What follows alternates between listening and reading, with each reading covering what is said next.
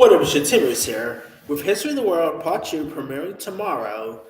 I'm, of course, doing my reviews for Mel Brooks films. So, here's my review for Mel Brooks' last movie he's ever directed, and that was the 1995 gothic horror comedy Dracula Dead and Loving It. Now, Dracula Dead and Loving It was, of course, a parody of Bela Lugosi's iconic film Dracula, which, of course, Mel Brooks is no stranger at doing parodies of iconic movie monsters.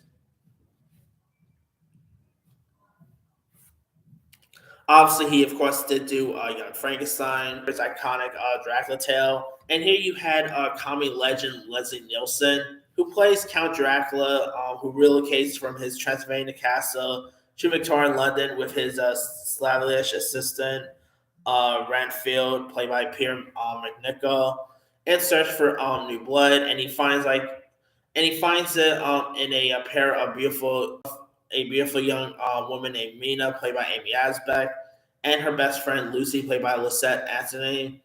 And when like Mina's Stresselate's fiance Jonathan, played by Steven Weber, notices that his fiance's bride's odd behavior, he calls his mentor vampire, who's of course vampire hunter Van Helsing, played by Mel Brooks.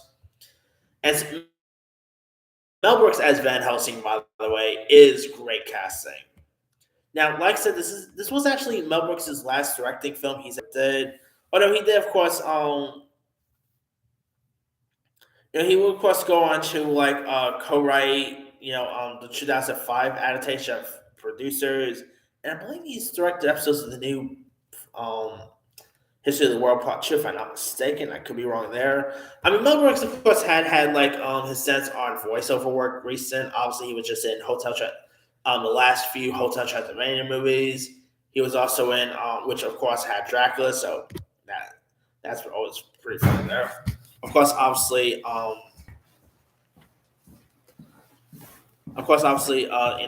was in that Blazing Samurai film, which was okay, I guess. But yeah, Dracula Dead and Loving It is really fun.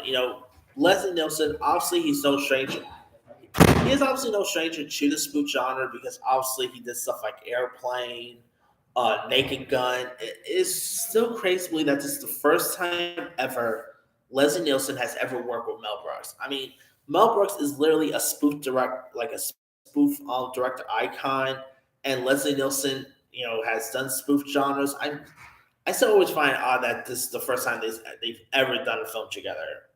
But still, it is a really fun one. Definitely has some cool horror aspects to it. Some other fun supporting players like Harvey Korman was great in this. You also had Ruby DeLuca. Lisette Anthony was great. Harvey Korman is terrific. I mean, this movie definitely had some fun laughs to it. It is really entertaining to watch. I mean, it is a fun treat. Worth checking out. And yeah, if you guys never really seen Dracula Dead and Loving It, it's not like I said, it's not a great film. I mean, not many people really appreciate it.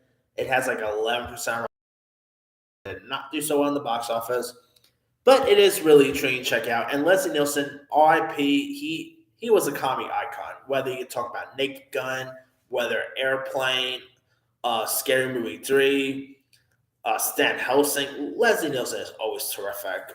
And R.I.P. I mean, talk about a comic icon right there. Anyway, let me let you guys. Have you ever seen Dracula Dead and Loving It? If so, what show? Were you a fan of it? Were you not a fan of it? Favorite scenes, favorite moments? Where would it rank in your favorite Mel Brooks films? Drop comments below. Don't forget to like, subscribe, hit that bell for notification. This is Simon signing out.